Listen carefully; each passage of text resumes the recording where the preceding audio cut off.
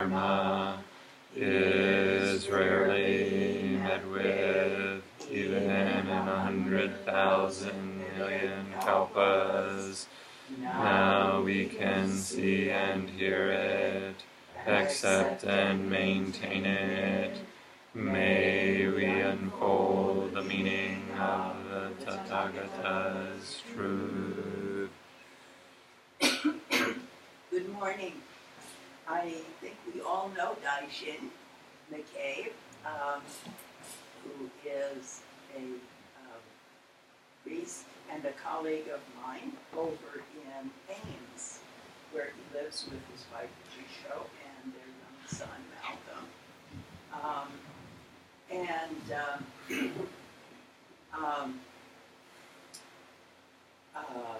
He teaches yoga and meditation in the Ames and Des Moines area.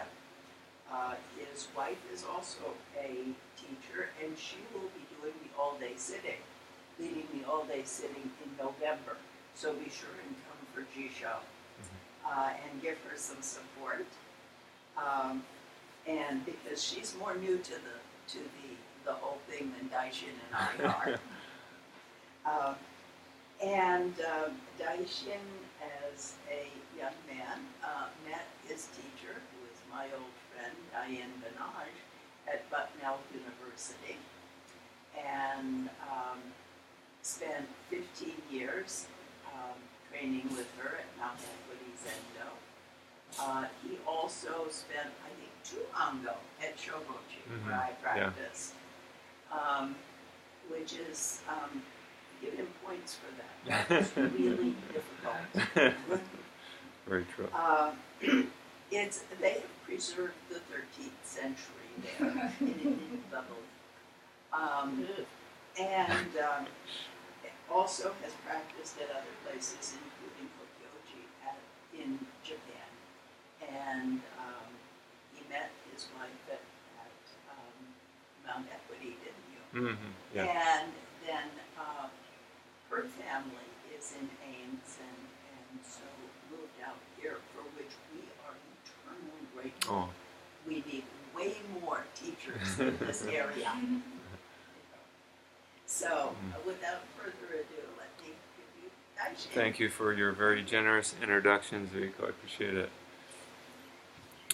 Today I'd like to talk about something that affects all of us, either directly or indirectly, or maybe sometimes both. And it's something that I've been studying a lot, so I feel like it's something that I need to start talking about a little bit more. And that's the subject of trauma. Not a fun subject, but I think it's very pertinent to all of us. I got started with this subject when a man from White Deer Run, which is a drug and alcohol rehab in central Pennsylvania, that was only about 25 minutes away from our Zen Center, Mount Equity Zendo, asked my teacher if she would come there. It's a residential drug and alcohol rehab facility. And he asked my teacher if either she or any one of us would go to their rehabilitation center to teach Zazen. And my teacher didn't feel that she had the time to do it.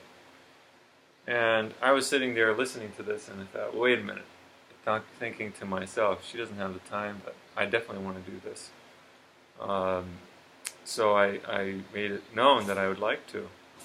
And part of the reason why I was interested in doing it is because when I first started doing practice, when I first met my teacher at Bucknell,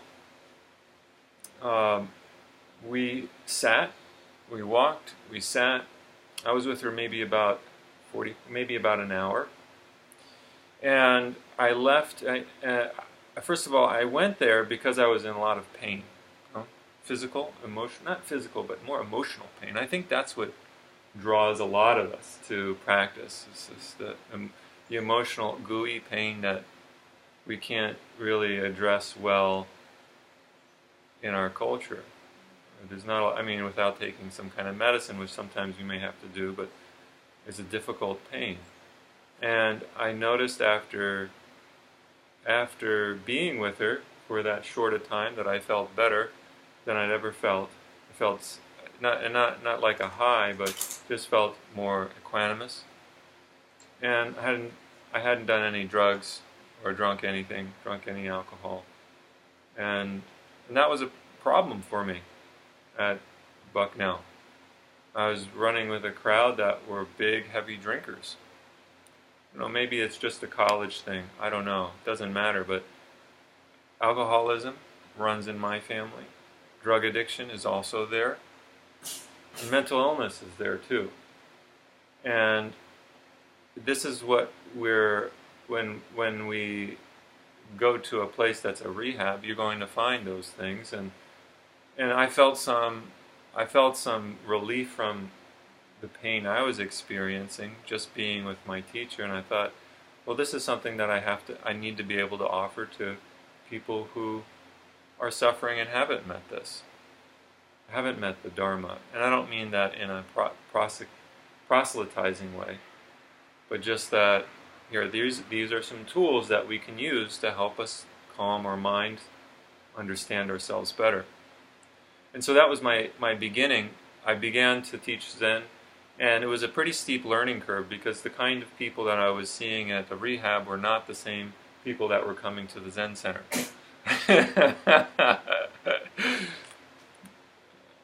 And so my approach had to change pretty quickly. People didn't want to know about theories. People could care less about some kind of intellectual understanding. They were in pain, and they wanted the end of their pain. And if I didn't give them some tools to work with immediately, they were just going to chew me up and spit me out. And one of the things in the course of my learning was that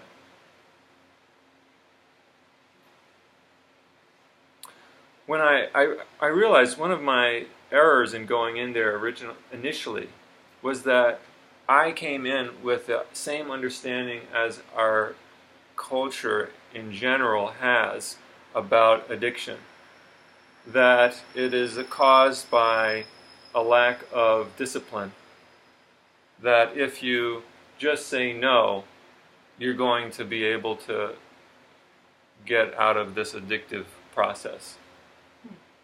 And that's a myth. That's a fallacy. There's nothing true about that at all. That's not why people do drugs.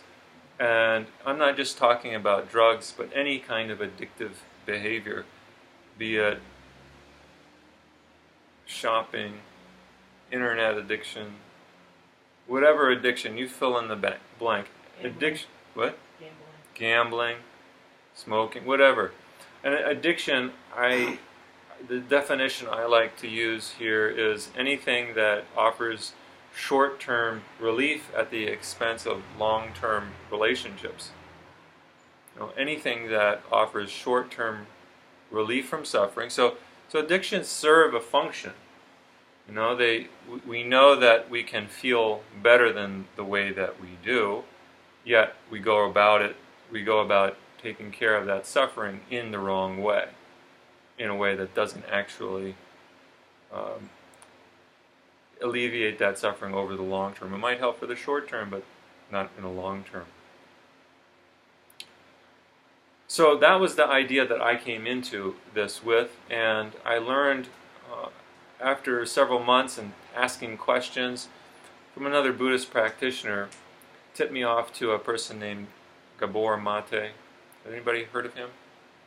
He's a doctor in Canada, originally from Eastern Europe, and he has extensive experience working with drug addicts in the Portland area of Canada, and he wrote a documentary book about it called In the Realm of Hungry Ghosts. So just the title itself tells you there's some Buddhist influence there, but what's interesting about it is, to me, what I learned is that over 95% of anybody with a serious drug addiction, opiate addiction, has suffered trauma, usually from early childhood trauma. So that means, so once I realized that the people that I was working with were not suffering from a lack of discipline, but were in real pain. They didn't have the same kind of relationship with their family that I had.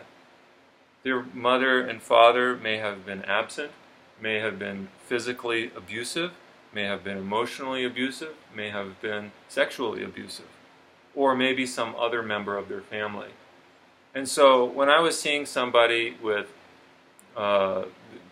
somebody with a serious drug addiction problem in front of me, however they looked, I was now able to better see underneath the facade that was being held up in front of me. And I saw somebody who had suffered tremendously and was looking in earnest for a way out of their suffering. To me, that's the whole path to Buddhism. We suffer and we're looking for the end of suffering.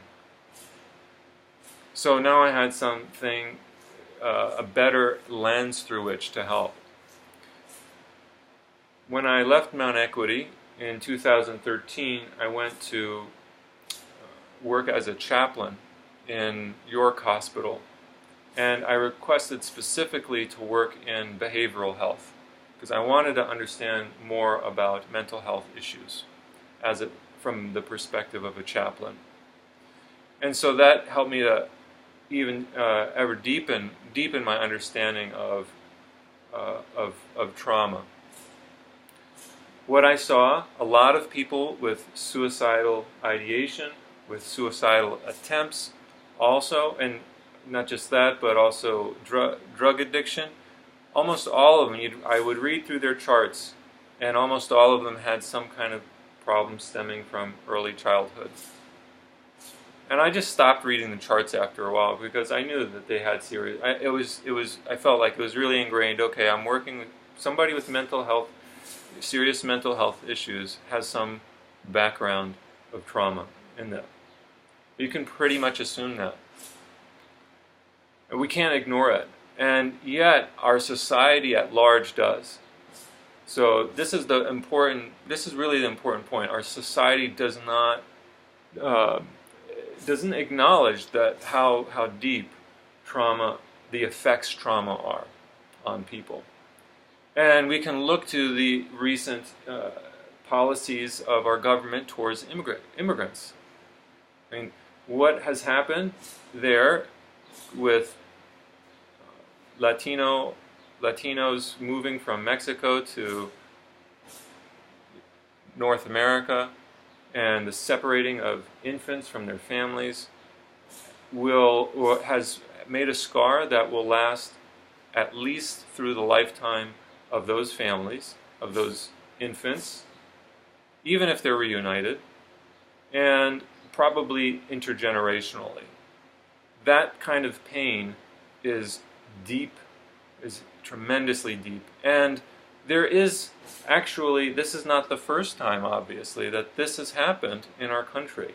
Our country we've done this with people of color during the 400 years where slavery preceded our present way of being.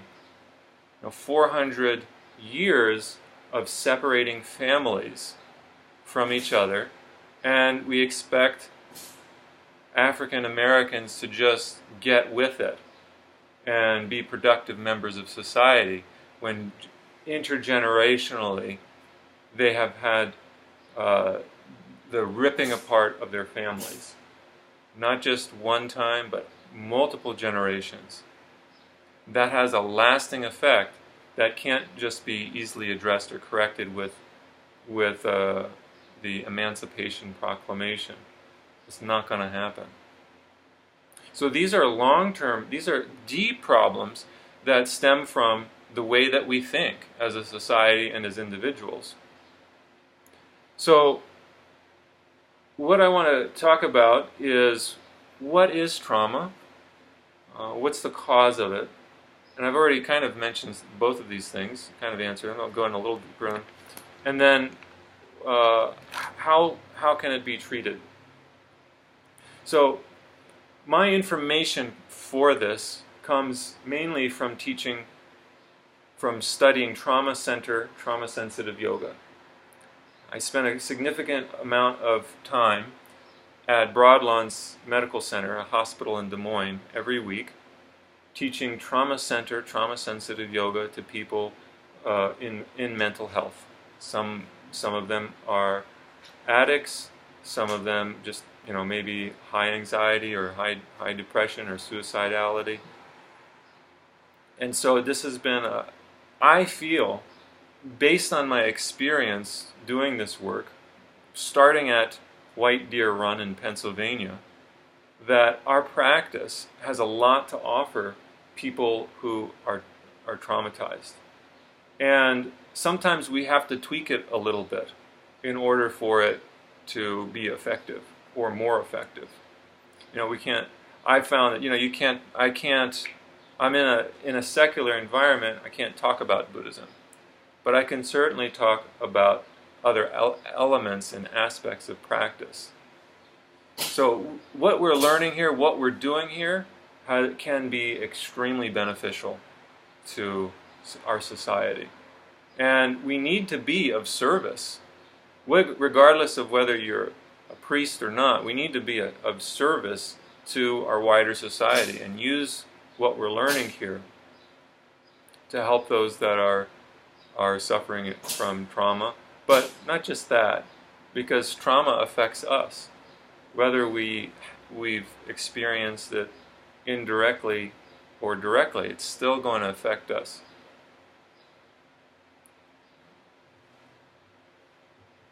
So here's the first question. What is trauma? What is trauma? What am I referring to? So trauma, there is only one official diagnosis in the United States for trauma, and that is for PTSD. And that diagnosis began in the 1980s. Okay. So it's basically referring to veterans coming back from war situations, and it's connected to funding. So if you have an official diagnosis of PTSD, you can get funded for treatment. And the other aspect of PTSD is that there's no connection with one's personal subjective experience. In other words, a doctor has to decide whether you have PTSD or not. So it's based on something objective that comes from outside of the experiencer. This does not take into account a huge swatch of the population that suffers trauma. So there has been other attempts to include different forms of trauma in the literature that have not yet been successful, but the kind of trauma that I've just discussed is mainly, it's been referred to as complex trauma. So trauma that stems from early childhood, where there's been some form of abuse, neglect, or violence, chaos in a child's early environment that is maybe not just one incident, but an incident that, or something, it could be a living environment. It could be a relationship. This is complex trauma or intergenerational, like we see with indigenous peoples or African Americans. So you can just pretty much assume anybody who's African American is suffering from intergenerational trauma, whether they may say it or not. That's what we're witnessing. And this trauma, the characteristics of this kind of trauma are being put in a position of extreme lack of choice. That's one characteristic, extreme lack of choice. So a person doesn't choose to have trauma. And this is an important point which I'll bring up later. And a second characteristic of trauma is a certain degree, probably on a scale of dissociation. So somebody is not really present They're not. They may be here physically, but their mind is someplace else. And that was this dissociation was an adaptive, protective measure for the survival of the individual, and it worked for a time. And no longer, once that trauma experience or situation is ended, it's no longer an effective way of dealing with it. And yet the person continues to have a certain level of dissociation. So basically, what happens, and I want to clarify that traumatic events don't necessarily cause someone trauma, to be diagnosed with some form of trauma, because it depends on how that person responded, as well as the environment that either supported their recovery or not. An example I'll give is the difference between survivors of 9/11 and survivors of Katrina. At 9/11, people who were witnessing the crashing of the planes into the World Trade Towers were able to run. They were physically able to move themselves out of that situation. And you see that on cameras. You see all the people running away from the buildings, right? Katrina, take Hurricane Katrina, and that was not the case for many people. What was happened were people were evacuated by helicopter, and they were tied down in beds, unable to move. The way that trauma works, the way that it affects us physiologically, is that our body is geared to either fight or run, fight or flight. Okay. Anticipating what I'm going to say here, but we have the option to either fight if we're in a situation that's endangering our survival, or to run away. And when we are able to run or fight, either way, our nervous system generates hormones that adrenaline is pumping. We're able to use vast amounts of energy. Our heart is pumping faster. Our digestion system shuts down. And all of our resources are going towards survival and getting us out of the situation, or removing the threat. What happens, though, is if you cannot fight or you cannot run away, the body goes into freeze mode. And in freeze mode, those hormones that are running through the body, the adrenaline, the cortisol, the stress hormones, these don't have any place to go. And they continue to cycle, they continue to circulate physically in our body, even after the threat to survival is gone. And that's where you have trauma. That's where trauma remains rooted in one's body. And so the example of the people who were evacuated from Katrina that couldn't move, you can imagine they had these stress hormones running through their body, and they're tied down to a bed in a helicopter being evacuated. And so the stress hormone doesn't have any place to go.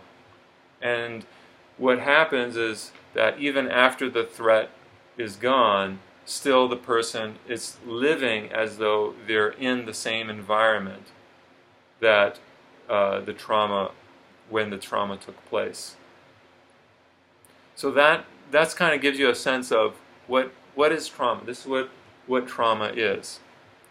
And we can use that example to consider other situations like early childhood trauma. I don't want to go into too many details here because of limits of time. And really, this is just really a basic overview. Just a basic overview. There's a lot more we can go into on this, but just want to give a kind of overview of this. So what is the... so this is also an introduction to the cause.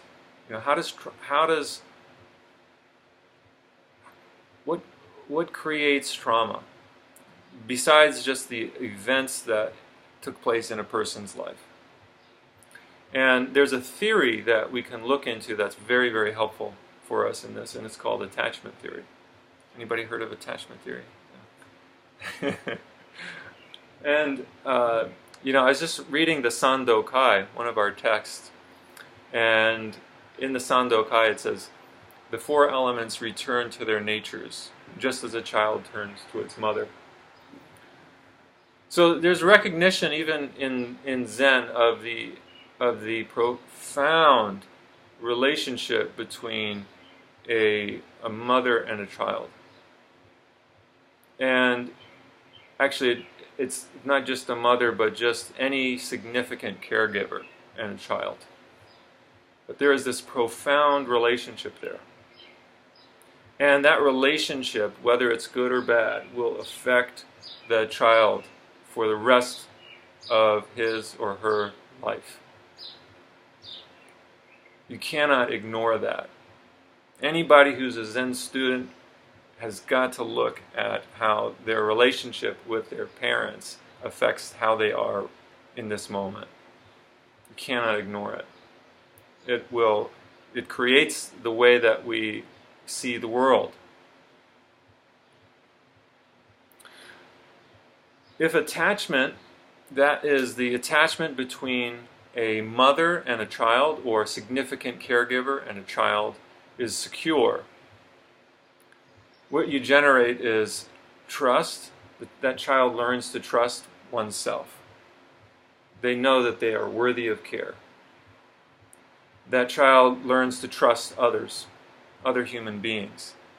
And they see the world as generally a safe place.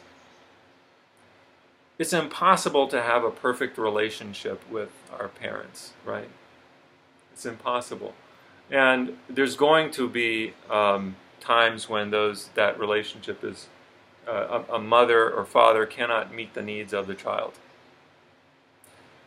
But overall, in a secure attachment, and I'm not saying that, this is where a lot of mother blaming or parent blaming gets kind of overblown.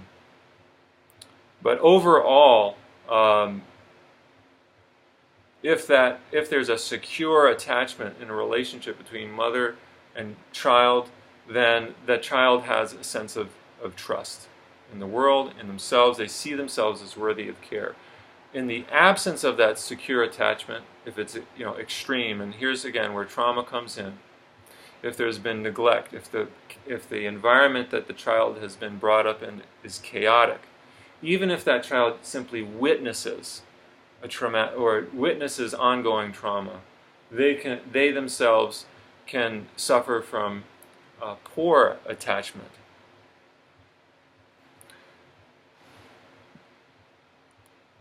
One of the founders of attachment theory, Mary Ainsworth, she says, an infant whose mother's responsiveness helps him to achieve his ends develops confidence in his own ability to control what happens to him. So this is referring to the development of agency. Each individual has a certain degree of a sense of agency, which means they have some degree of control over their environment. And when somebody is suffering from trauma, or has had poor attachment, they don't develop that sense of agency. They don't feel a sense of control over their environment. Now this is different from the Zen teaching of we don't control anything, right? But I'm talking about on just a kind of a basic level, the sense of if there's a problem, we can do something about it.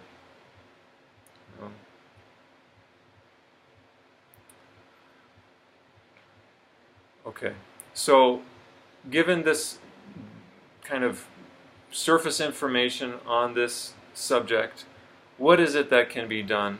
What is it that we can do about it?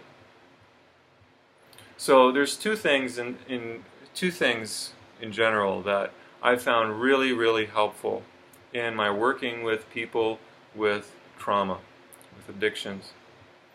And one of them is creating opportunities for choice. If we understand that trauma is about extreme lack of choice. Remember, that's what I mentioned. That's one of the characteristics of trauma, is extreme lack of choice. Then providing people opportunities to make choices can help with the healing of trauma. Giving people opportunities to make decisions for themselves helps to heal trauma. This is a quote from Judith Herman. She says, "No intervention that takes power away from the survivor can possibly foster her recovery, no matter how much it appears to be in her immediate best interest." So if there's an intervention that's used that says this is what you should do, telling the survivor this is the way that things are going to get solved, that's not going, according to Judith Herman, she wrote the Bible on trauma. She says that's not going to be an effective means to treat trauma. That the effective means to treat trauma, because it's something that stems from an extreme lack of choice, is to empower that individual to make choices for themselves. And this affects us affects a survivor on a physiological level, on the level of the brain. This whole prefrontal cortex, which helps us to, it's known as the executive function. And every time somebody gets to make a decision for themselves, they're stimulating that region of the brain. So the founder of trauma-sensitive yoga, David Emerson, he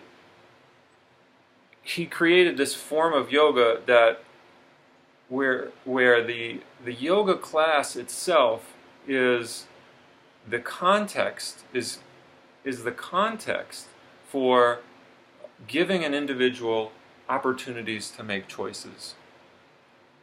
And when I saw him teaching it, I thought, wow, this is really interesting. And when I started to practice this at Broadlawns, giving the patients that I was working with choices, how to move their own body, I could feel a real shift in the way that I was working with the people there. It was no longer me in charge of telling somebody else what to do. It was empowering that person to look at themselves and decide for themselves how they want to move their body. So I think this came out in my Dharma talk a little bit yesterday.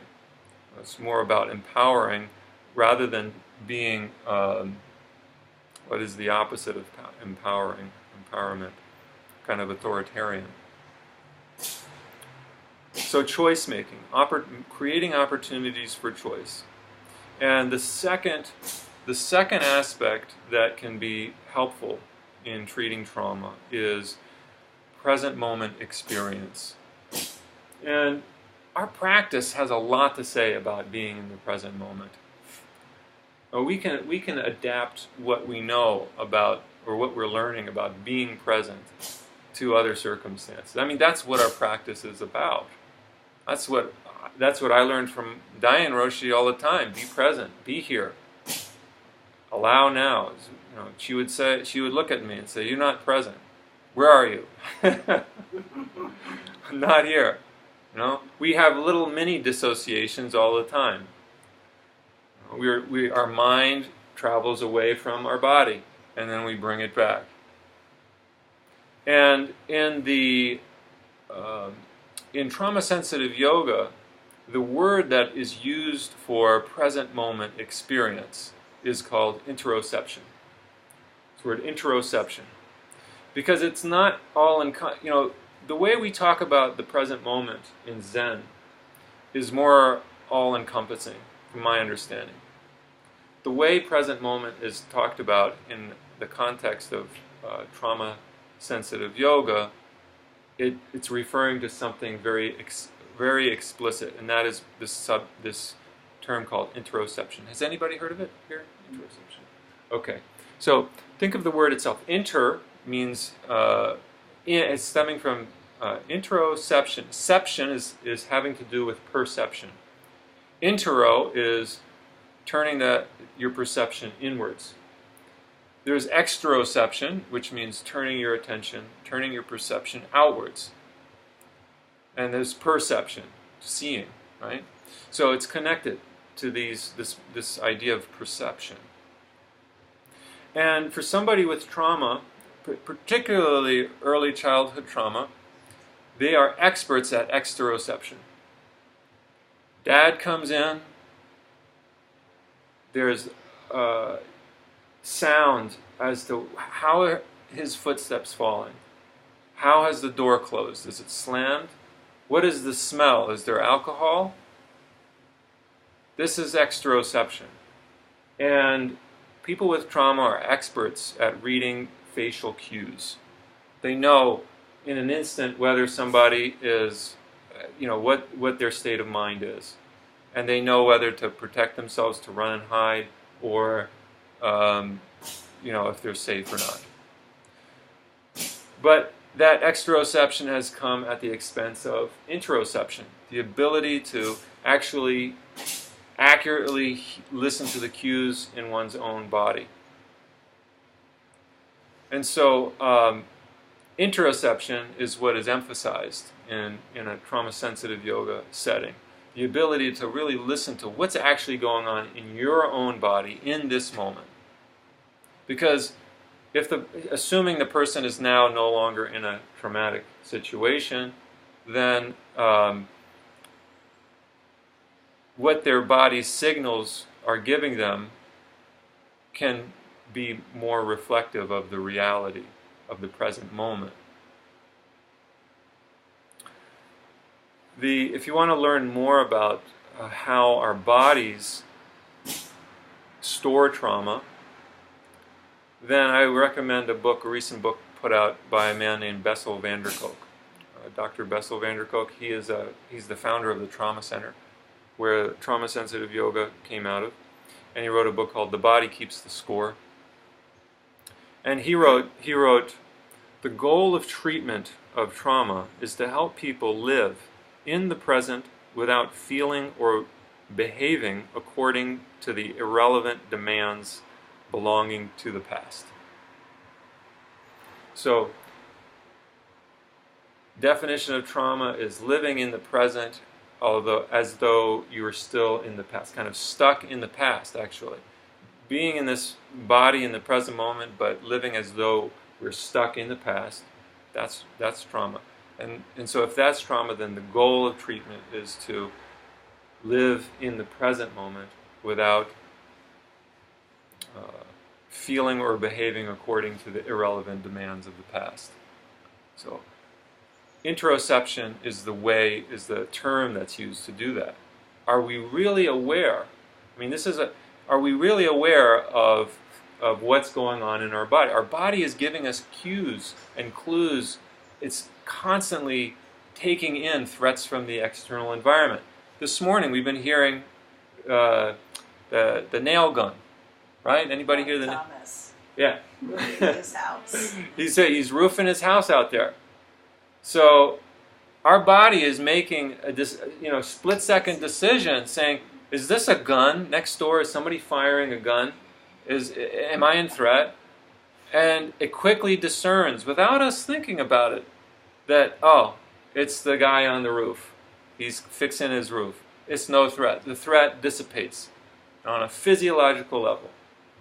So somebody with trauma may not get that far. They may not be able. They might hear that gun going off, and it may trigger something in them. And that's why in Zen centers, Zen comes from a tradition very severe in Japan. Many places very severe, using the kyosaku. So if somebody is dozing or sleeping, you have a monk walking behind them with a stick to wake them up, right? This practice has been virtually abandoned in North America. Well, there's another dimension to monastic life also. we choose to be there. Yeah. And we choose Exactly. not to leave. Yes, that's a really important point. Yeah. So it's a very choice. important. It's a choice. Really hard, but it's a choice. Exactly. Yeah. But for people who are not aware of that choice, that we come here because we choose to, sometimes people come because they're checking it out, and people have been traumatized when they see a kyosaku coming around them, and so a lot of, like, San Francisco Zen Center, they don't use it. There's not one here. Many places in Zuyoji no longer uses it. There you go. I hope you didn't see one when you were at Shogoji. I did, yeah. We were amazed because Yeah. the decision was made during my time. Oh, really? Well, they started up again at Zuyoji and Shogoji, yeah. But there are many places in Japan that no longer use it. They no longer use it too, yeah. Because it's just too... Well, it gets abused. It gets abused. It gets abused for sure. The intention is to wake people up in a very affirming and positive way, but it can be easily misunderstood. A slap on the back can trigger memories, and so it's just an example, just a simple example of how things that are in our own practice can be triggering if we're not careful. But this has been occupying my time and energy for the past several years. And I feel it's an important part. It's something that we all need to be more conscious of. Just to close, I think, on how important this is that I got an email from a legislature, just not a personal, it's an impersonal letter, asking for, it's a survey. And this legislator from Iowa asked people what their perspectives were on the immigration policies on the national level. And the survey came back, and the results were 79% of the people surveyed were in opposition to it, and 20% were in favor of them. And the number seems like, oh great, 79% of people favor it, are in opposition to this kind of tearing apart of families.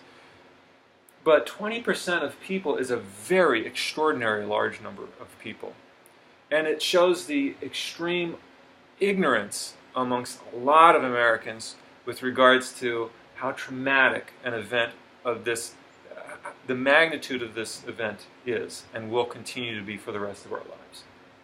And just because somebody doesn't agree with the policies doesn't mean they're altogether cognizant of the long-term lasting effects of trauma that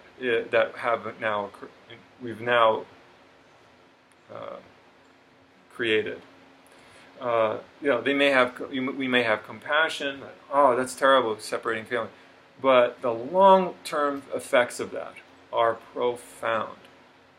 And so we really, it behooves us to educate ourselves, to educate others on the effects of trauma. We're in this practice to end suffering. And here it is in our face every day. Well, you don't have to go down to the border to experience this. You can find it right here in Iowa. Iowa is one of the worst states in terms of mental health care.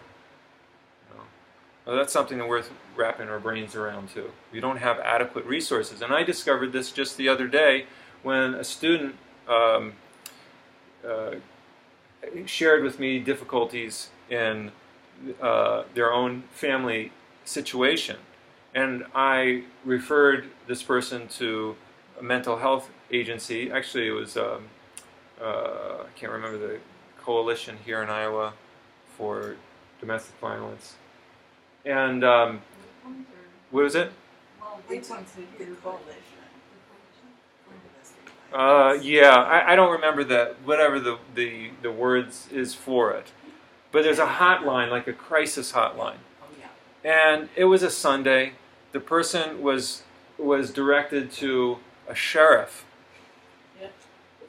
I mean, and here I didn't have the resources to help this person out, based on what I was being told. I did not have but I know that there are people who can direct this person better and get them the adequate resources so that they don't have to continue to be in this kind of situation.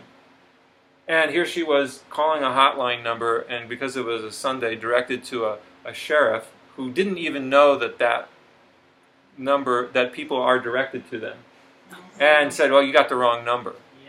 Yep. And then called another number later the next day on a Monday, and was told that somebody will be with her within 24 to 48 hours. I mean, this is a crisis happening, Yes. and it needs an immediate response, and it needs some. So, and it's not the fault of the responders because they're doing all that they can, but it's a lack of understanding on the part of our society as a whole, of the importance of this work, and the incredible way that trauma has manifested itself. We're really largely ignorant of this. So keep it in the front, on the front burner. It's my wish to keep it in the front of our minds. This is a real problem. Our practice is to know suffering, not to run away from it. And that's just not just suffering in our own body mind, but the suffering of our society. I married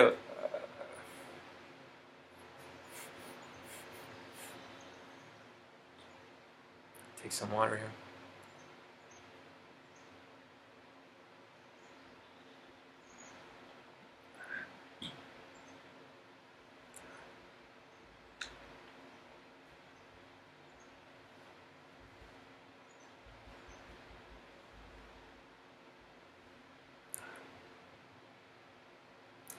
So, yeah, I just wanted to conclude that, Zuko mentioned Jisho coming here in November to offer a talk. Yeah. So, yeah, I hope so too. She has come to this practice because of burnout in crisis intervention work. That's what her work was for many, many years in Iowa, then in Los Angeles. And that's what moved her to find Zen. That's where she found her teacher in LA, Akiba Roshi. And now she does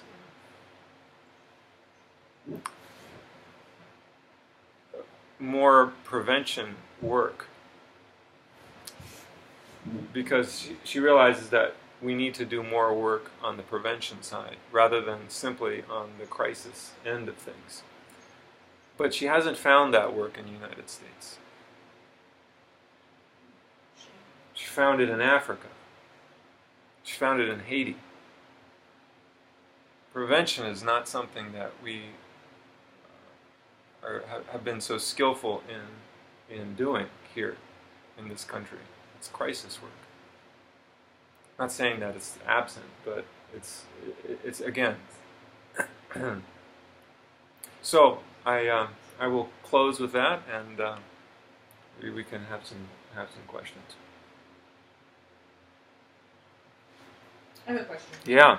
So, for the myriad people who have experienced trauma in their life, and especially in their early life as children, because those people tend to be very good at observing outside but not inside, how do we help those people to realize that they're hurting? It's a great question. Yeah. Well, and there's not one answer to that question. Oh. Yeah. Just to say, so trauma-centered, trauma-sensitive yoga is an adjunct to therapy. It's not the answer. It is. It's an additional component, and it's body-based.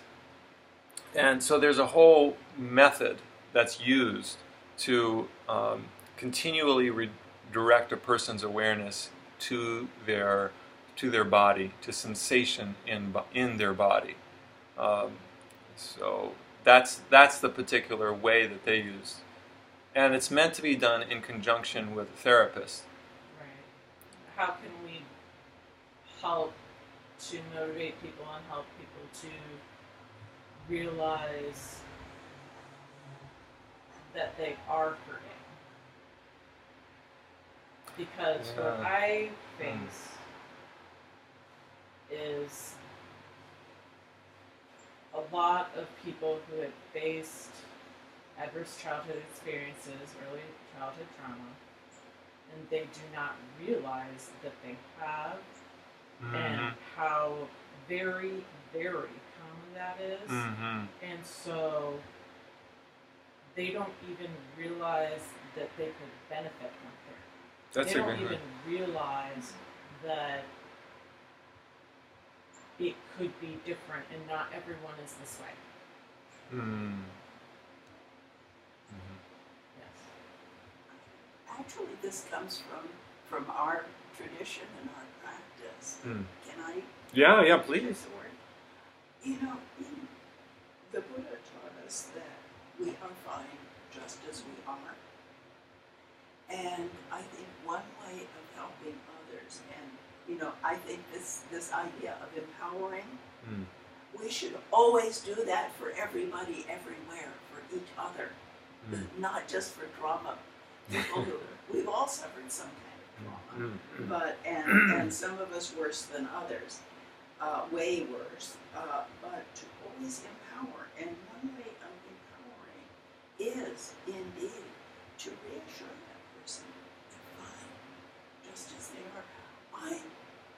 But what if Mr. they're Rogers always did that. What if their short-term behavior is getting in the way of their long-term life? That's our idea about who they are. Let's drop that and say, I like you just the way you are. It's not about choosing for them whether their short-term decisions are impede their long-term decisions, but whether I can just hold that person in the gentle container of my being, and then they will figure that out. Yeah. We don't always trust others to have their own wisdom. And this is one thing Katagiri taught me. I would go to him with my problems, and I would say, oh, this is happening. Well, I went once, actually. This is happening, and that's happening. What do I do? And he said, and it was a very, I make light of it, but it was a really serious problem for me. And he looked at me with his calm, cross-legged manner, and he said, trust your wisdom. Wow. And I was like, but I'm asking you. I have wisdom. Oh. And it was a real turning point. And I think we can give that turning point to each other. Absolutely. When we don't, yes, it's probably very true. This person is screwing themselves royally. But I can't do anything about that if they don't want to do anything about that. That's not what I said. Oh, what did you say? I said, how can I help them become aware of it? Basically, just by giving them the gentle container of their own being and saying, who you are is just fine with me.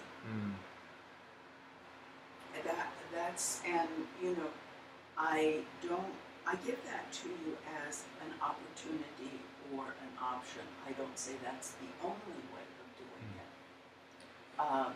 it. It's something out there to choose, if you will. And I'll just add. That's what's worked for me.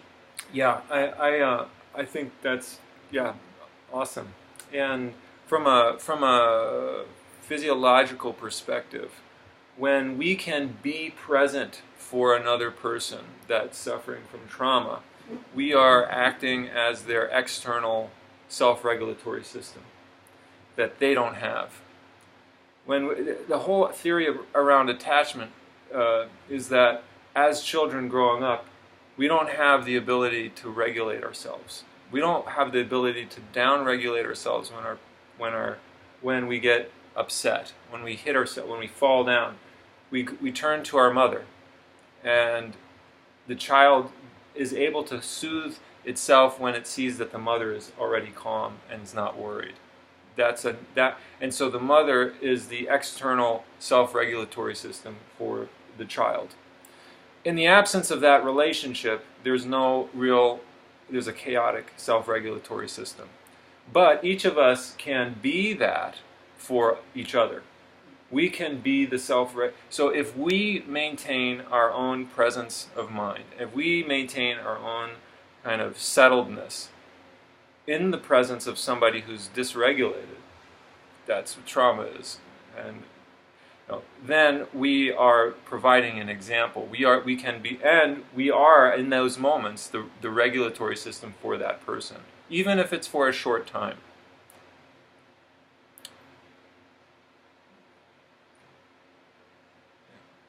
I guess I'm kind of echoing what you're saying. I'm just, the conversation is bringing me back again to occasional times when one of my students, in a university setting, a student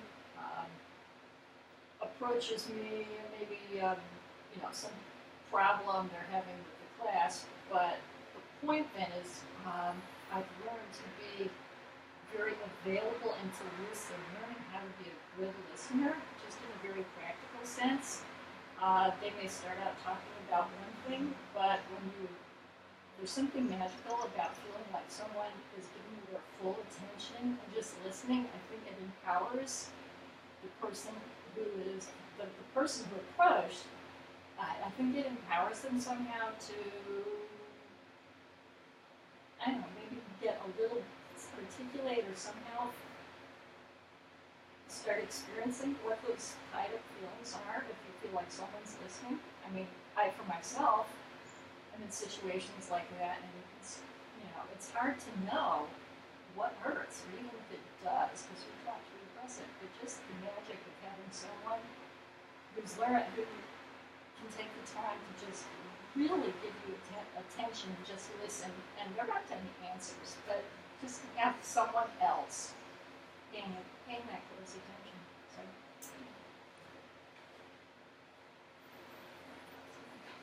Yes, so I'm a huge advocate as well for this kind of the trauma-informed movement from a different aspect of adverse childhood experiences. That's kind of the direction that came out of it, working it the right way in 2013, was to educate a community of these 10 common traumas and how that can impact choices later in life, habits, strategies, or even the mental health. And so then coming into the Zen practice, it's like, I think it's definitely good for teachers to be aware, that there could be these kind of things going on for someone. Yeah. Even when they're trying Exactly. to teach practice. Exactly. Engage in practice.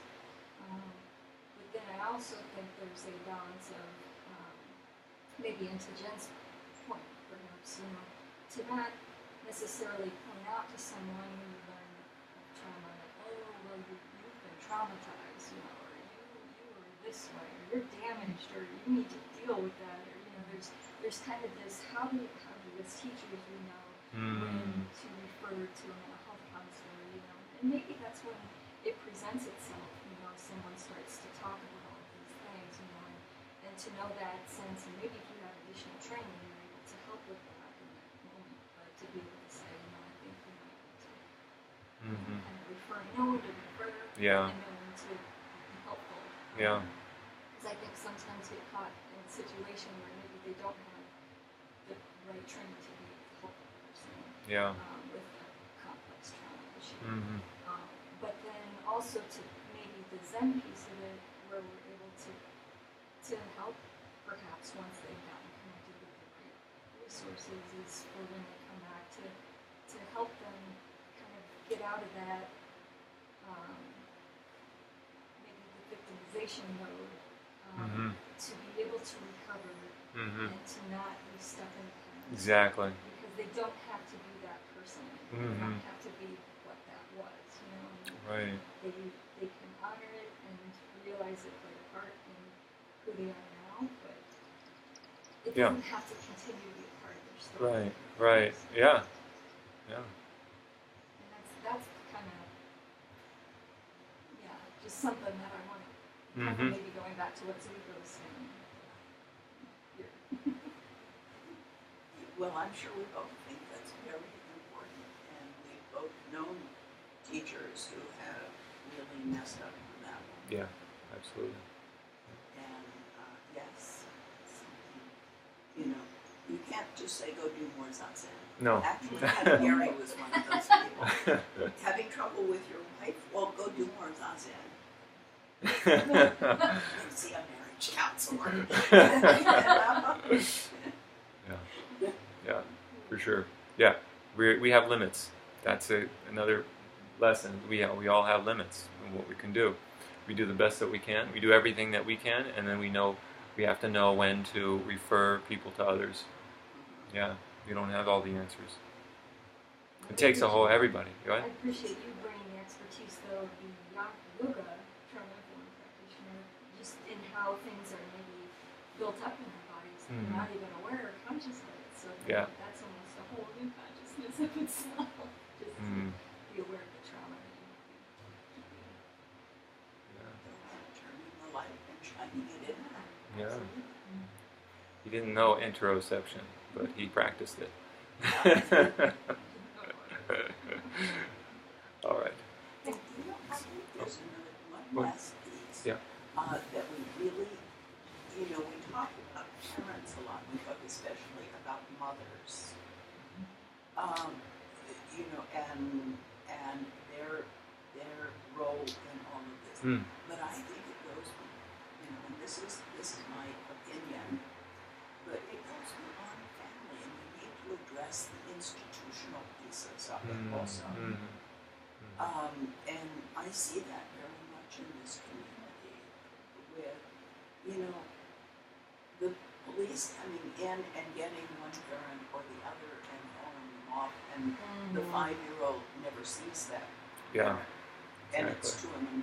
Or actually, there was I wasn't here, unfortunately, or I would have walked over and been part. I probably would have been in jail too. There used to be a mom with her 3 children. I think the eldest, Michaela, was probably about 9 or 10 at the time, and then 5 and 3, the 2 little boys. Someone came over and was threatening her with a gun. And she called the police. It was like midnight. And the kids were upstairs in bed. This person who was supposedly her friend was threatening her with a gun. She called 911. The police came over. They determined she had a record. She owed some parking tickets, like about 3 of them. They put her in handcuffs in front of her 3 crying children out with no one to look after them. Oh my goodness. Yeah. That's why they're 9-year-old to providing take the crisis risk. intervention training Yeah. for first responders and police officers, because Yeah. that This wasn't even helps them Yeah. to give them tools to address that situation Well, in a better way. yeah. That's happening in Cedar Rapids here? Yeah. Yes. They That's great. called a woman. They would not allow her to call her sister to come over and take care of the kids. And the kids stayed on the porch for an hour or so while some female police officer came over and got them. Wow. That was the story I was. Oh my goodness. Was this when was this happening? In 2008, because she was over on the island in jail for the flood. Oh my goodness. Yeah,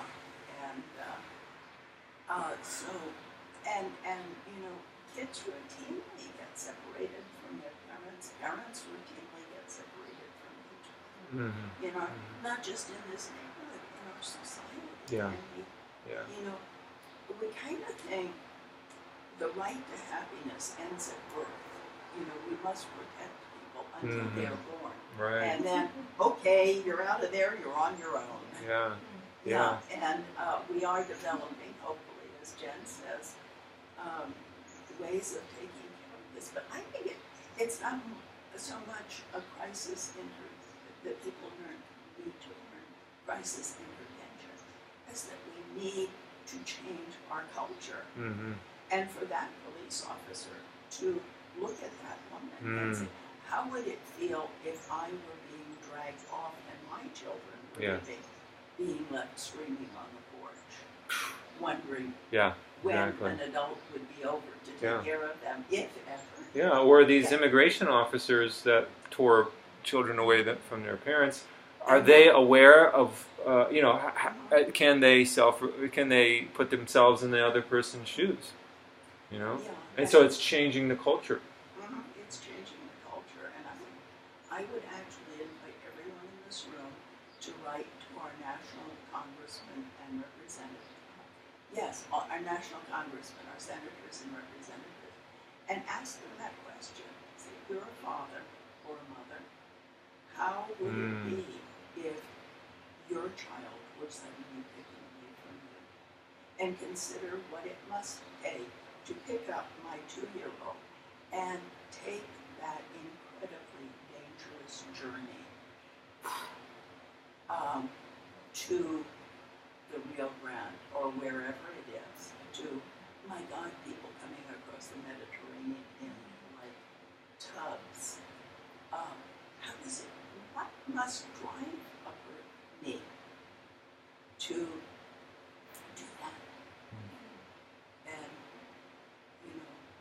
so and maybe we can understand if we remember the people in Europe who put their kids on trains.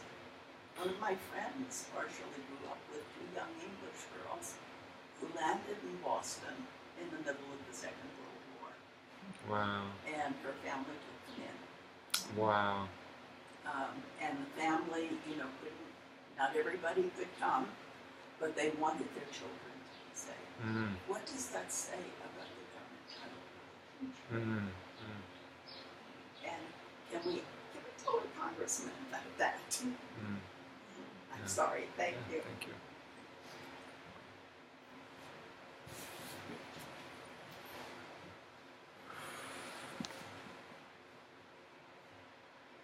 May His Merit extend universally to all, so that we, together with all beings, realize the Buddha way. Beings are